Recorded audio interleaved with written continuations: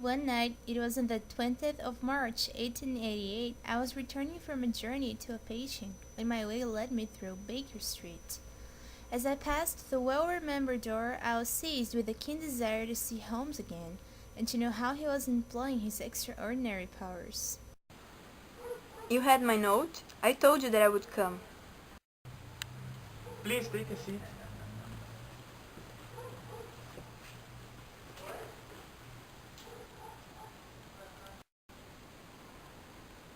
This is my friend, Dr. Watson, who helps me sometimes with my cases.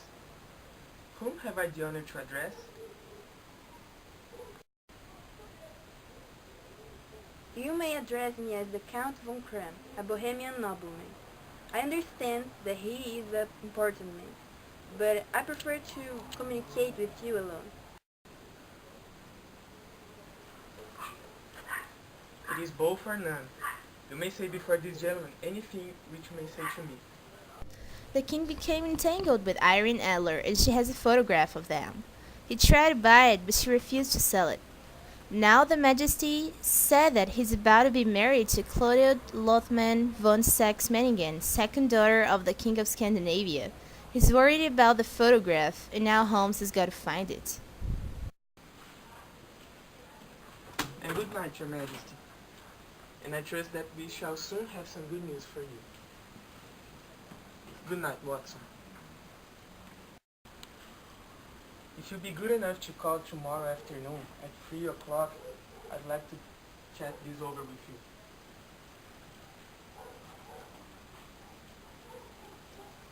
At 3 o'clock precisely, I was at Baker Street, but Holmes had not yet returned. He left me a letter saying that he went to Irene's house to investigate the case. It was close upon 4 before the door opened, and a man with an inflamed face walked into the room. As we were talking, Holmes told me he was observing Irene, and ended up being the witness of her wedding. That is the reason of his laughter. By the way, Doctor, I shall want your cooperation. I shall be delighted. You don't mind breaking the law? Not in the least. Not running a chance of arrest? Not in a good cause. Oh, the cause is excellent. Then, I am your man. Holmes explained me the plan. He said that he would make Irene Adler show him the photograph. I was wondering how he is going to do that.